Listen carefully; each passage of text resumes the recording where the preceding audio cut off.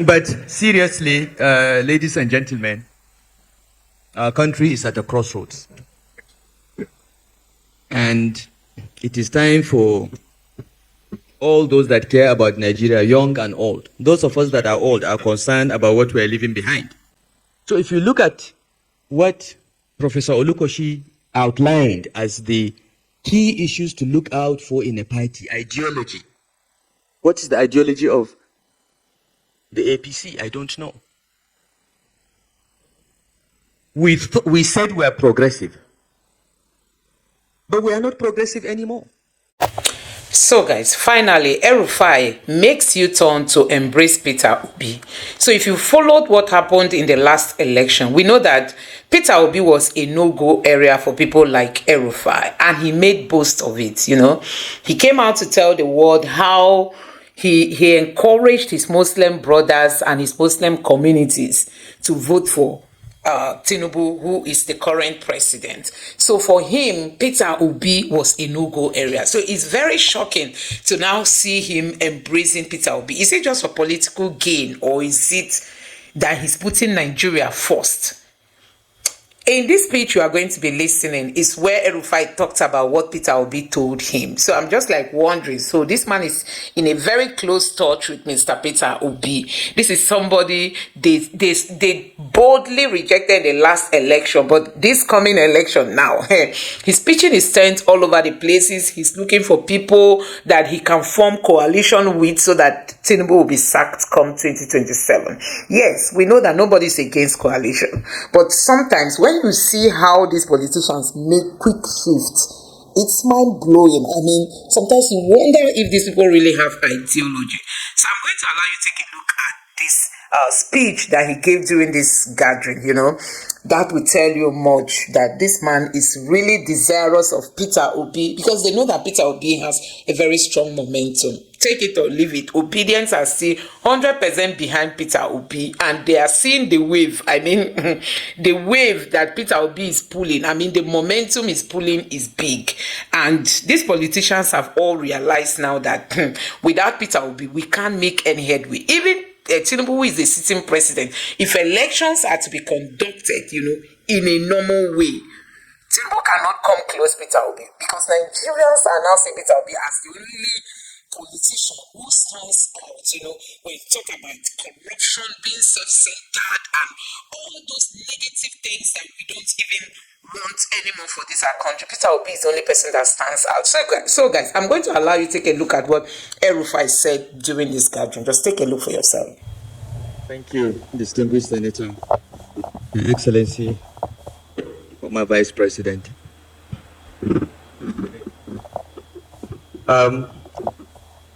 If you look at the program, you'll see that I'm not supposed to be on this panel. I was compulsorily drafted, and I want to say up front that I am the least qualified person on the panel to speak about political parties, because my experience in politics is limited, and my experience in forming or managing political parties is even more limited. I've been actively involved in only 2 political parties in the 21st century, unlike the former vice president who has been in this since the 20th century. I was very active in the CPC. I was one of the leaders of the CPC before we merged into the APC, and all I know about partisan politics comes from that experience. But I want to say that, you know, political parties are very, very important. I did not realize this until I became politically active, because in our constitution, the only way we can contest for power is on the platform of political parties. Our constitution does not recognize independent candidates, even though we tried in our APC Committee on True Federalism to recommend that the constitution be amended to allow independent candidates. That has not happened yet, and I don't even know if it will ever happen. So political parties remain important. But what is the state of political parties today? I will give my own views of what I have seen in the last 2 years. The PDP, which is one of the largest and perhaps the oldest political party in this republic, is clearly targeted for destruction. It's a matter of time. there are internal mercenaries in the PDP that have been hired, paid, or otherwise motivated to destroy the party. So the party is on its way to the grave. Okay? And it's most unfortunate because His Excellency, the former Vice President, was explaining how politicians came together, essentially, put aside their differences to drive away the military. Most of these politicians ended up in the PDP. So the PDP actually represented the best of our politicians that fought for restoration of democracy. Forget those that make the most noise, but ran away from the country. Those that went to prison, those that were detained, all ended up in the PDP. Those were the real politicians that faced the military. But today, none of the founding fathers of the PDP can recognize it.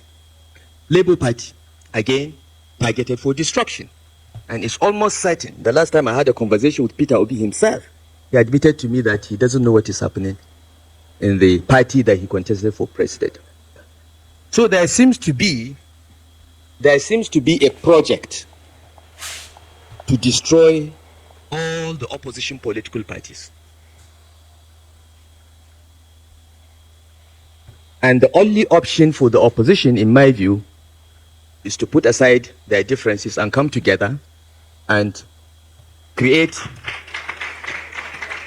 a broad platform that will do the driving of the military again, because we are there almost. So, Your Excellency, we need your experience and skills. Now, I'm a founding member of the APC.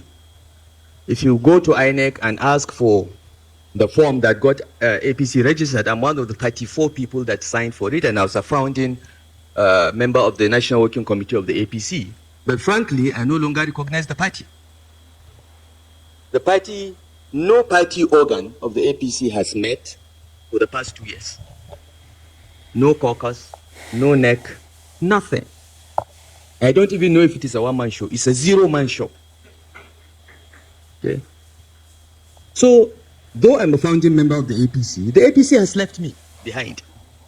I'm still there where we were. We wanted to form a progressive party that will fight corruption, revamp the economy, and restore security to Nigerians. That was the objective of forming our party. And we all came from that party. After forming the party, we went out of our way to recruit others that we feel could add value to the party. We went to the residence of His Excellency Vice President Atiku Abubakar, invited him to join the party.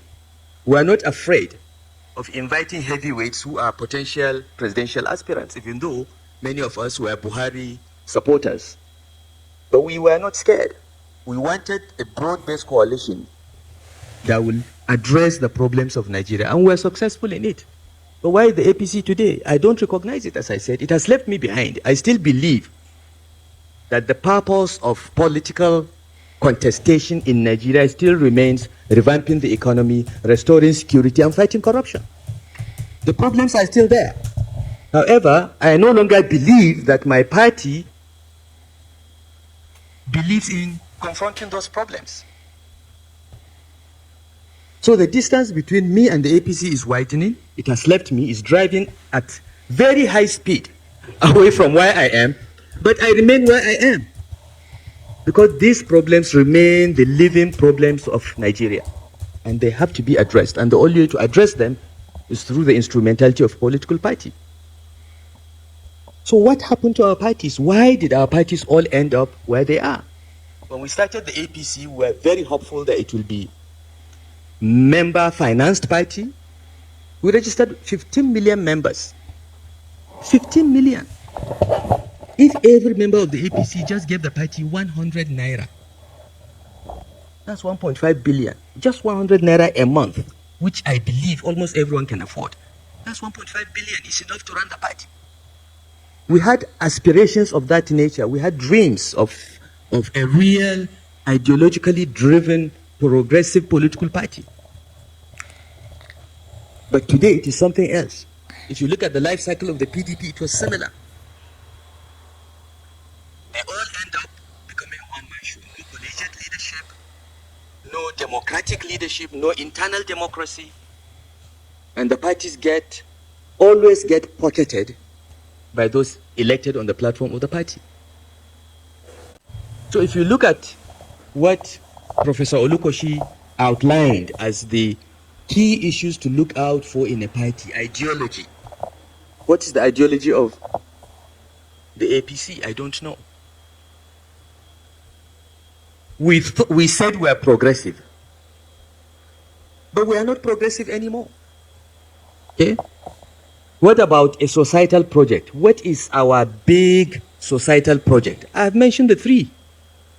But now, if you ask people that were elected on the platform of the APC, they will say, I wanted to be governor, I wanted to be president, I wanted to.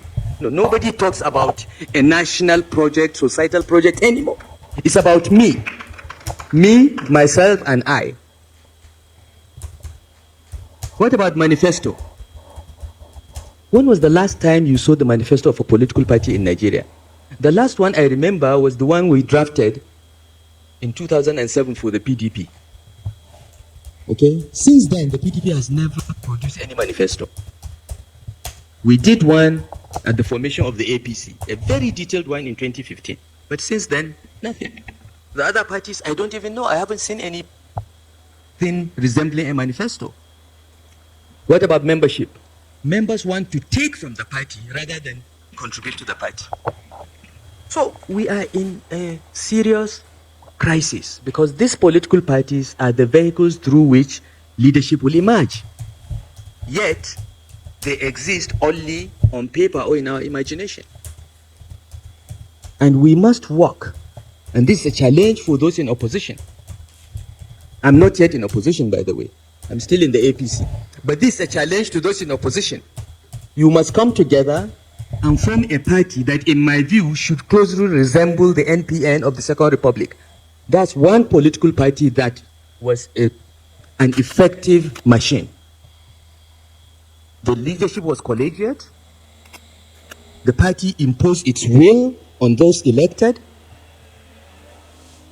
It is unfortunate that it was terminated in 1983. Maybe by now we would have had a real political culture around collegiate, ideologically driven, and pro-based political parties. So this is the challenge for the opposition. I think I will stop here with my limited knowledge and experience in party formation and management. Thank you. Thank you very much, Your Excellency. I think you did well.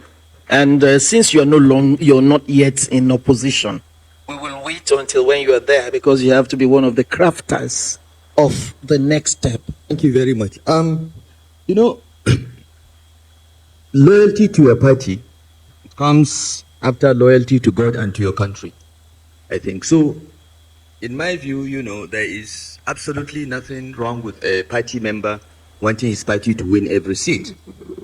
But I think the problem that we have is that people want to win by hook or by crook. When I was governor of Kaduna State and we had to conduct local government elections, I went to great lengths to ensure that the elections were free and fair. We even went to China and got electronic voting equipment because I believed that it was important that we knew how well we were doing after being in office for 2-3 years. And the best way to test how well we were doing was to have credible local government elections. But believe me, I was just the majority of one because I was the governor. All my colleagues from CPC and ANPP and ACN said, look, just give us one chance to do to PDP what they have done to us for 16 years. Let us write the result and win everything as well. And I said, no, not on my watch. We lost some local governments, chairmanships, we lost some councillors, but on the whole, we won in more than 3/4 of the state, which I think was okay. And as far as I know, that is the only time in the history of this republic that local government elections were held to be free and fair in Nigeria. I have not heard of anywhere else. Because people just believe that the State Electoral Commission should ensure that every seat is won by the party in power. You know, some governors have tried a little bit to concede here and there, but the attitude is that, you know, we must take everything. I hope I've answered your question, but I want to build on what His Excellency Vice President Atiku Abubakar said about what the country faces as a challenge. Because I don't think this is a challenge for the opposition. Okay? The way and manner opposition political parties are being targeted for destruction and the style and quality of governance in this country today is a national emergency. It should concern everyone. And I think this is a problem for all of us to think about and play a role in changing it. Because as His Excellency said, we stand the risk of losing democracy itself. In the last election, only 26% of registered voters bothered to come out to vote. I'm in a possession of a recent opinion poll that showed that 75% of registered voters in Nigeria do not intend to vote in the next election. That is very dangerous for us. And I think every voice must rise and come out and fight for this democracy. For those of us that are in our 60s, we lived half of our lives under military rule. We know what it is, and we don't want military rule. But we also don't want civilians with behaving like the military in their barbariga and suits. So this is a national emergency. So I appeal to those in opposition, you must coalesce into one political party. We did it in the APC and it can be done again. Okay?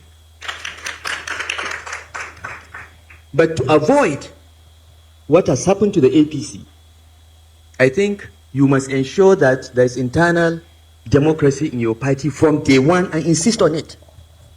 You must insist that the congresses and convention must be competitive, free and fair. The question of forcing people to step down on the day of the convention and so on should be out of the window. Let people contest and know that they won. And not those that have lost know that they lost. To try again. We must have internal democracy in our parties. And I think, and I found this out when I went back to Kaduna to contest for governor, I realized that the most important qualification for being a political stakeholder, at least in Kaduna State, was to be an illiterate. You are an illiterate, but you are very, very cunning. That's political stakeholder. We have to change it. We must have minimum qualifications. This politics is about leadership. You produce leaders through this political process. You cannot afford to have illiterates, semi-illiterates, cunning people, and so on as your leaders. You'll end up with what we have. So the parties must have a standard. The Constitution may say, the Constitution may say that if you have a secondary school certificate or you've attended secondary school, you can be president. Yeah, that's a minimum. But it doesn't mean that the parties cannot have a standard higher than that for the leadership of the parties. Because the leadership, it is the leadership of the parties that vote in congresses and conventions to produce the candidates. So when you have low quality party leaders, they are the delegates, you have low quality candidates. And you end up with a beauty contest consisting of only very ugly women. Okay? Because elections, in my view, are very similar to a beauty contest. You can only vote for the person that is on the ballot. You cannot vote for the best person. You can only vote for a person if he's on the ballot. And it is these so-called delegates, the party leaders, that vote to produce that candidate. So, if they're of low quality, do not expect them to produce a candidate of any better quality. This is a major problem in political parties. Thirdly, I think every party member should pay to be a member of the party. Yeah. That way he will have a say. It doesn't have to be a lot of money. As I gave the example of APC. We propose 100 naira a month. And we don't want you to pay 1,200 for 1 year and forget about it because you can afford it. No, we want you to every month to remember that you have a party and you're sending to your party 100 naira. It's a commitment. It's not the money. It is the commitment. I'm committed to this party that I'm sending 100 naira a month to it. For the APC, that would have been 18 billion naira a month per annum from the membership alone. Now, if the party has 18 billion naira from its members, how can any money bag buy up the party? It's also a way of protecting the party from godfathers, from money bags. And I think that should be embedded in any future party from day one. And finally, you must have competitive primaries. Allow everyone who wants to contest, who's ready to buy the form, to contest. Don't tell people to step down. What are you afraid of? Competition is the only way to bring out the best and the brightest. And God knows this country needs it right now. Thank you. Thank you very I don't know. Maybe I should form a party and get that 50 million. God knows I need it. It's the best way to round up. But seriously, ladies and gentlemen, our country is at a crossroads.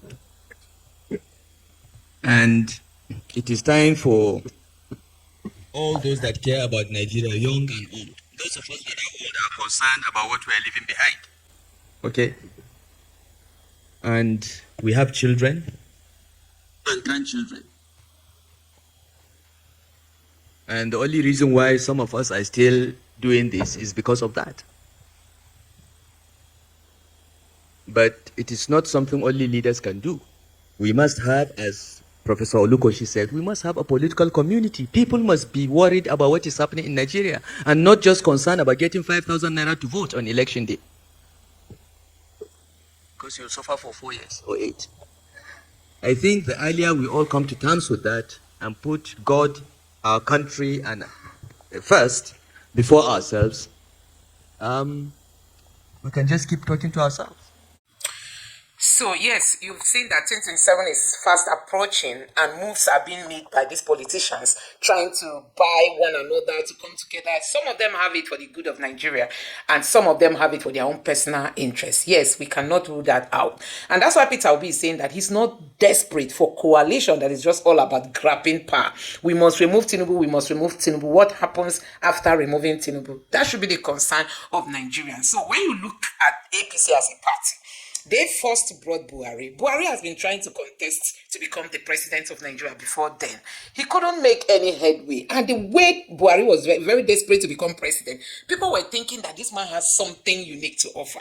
But Buhari came, it was 6 months. Buhari was not even able to assemble his team. I mean, Buhari couldn't assemble his team. People were like, God, what is this? I could remember one video I watched. Somebody was like condemning Buhari then, saying that Buhari, after leaving as a military man, after leaving service as a military head of state, you know, he never wrote a book. He didn't go for school. He didn't attend any course, be it online, offline. He did not write. He did not improve in his life. I mean, there was no improvement, self and personal development. Nothing like that happened. Buhari was busy in Daura, taking care of his cows, and all of a sudden, people just went there and dragged him out to come become the president of Nigeria, which he ended up becoming. And people concluded at the end saying that Buhari took Nigeria 100 years backward. Now we have Tinubu, a man who just woke up and said, it's my turn. It was an agreement between us that Buhari should go, after which I'm going to come. Now, Tinubu came in. It took him like 3 months for him to assemble his team. And even assembling his team, Tinubu started taking some, will I call it frivolous decisions without any rethink. You can imagine somebody on the day of his inauguration coming out to say that subsidy is gone and this is gone, that is gone, without thinking on the repercussion. Even if, yes, subsidy is supposed to be gone, is that the way to do it? Is that the time to do it? Your first day, not even the day of inauguration, he just removed subsidy. So since then, Nigeria has been battling the outcome of that subsidy removal. Even businesses have folded. I mean, investors have left Nigeria. The economy keep crumbling. There's hunger. You know, people are taken to criminality because they cannot get themselves busy with, you know, what to do and all that. And that is where we are today. So when you talk about 2027, I think there's need for Tinubu to have a rethink about running, you know, for 2027. I think this man should just take his time and talk to himself that he should go and rest. Let's hand this country over to people who are patriotic, who have empathy for Nigerians who are going through a lot. You may not know the statistics of how many people that are in poverty, that this government has thrown into poverty.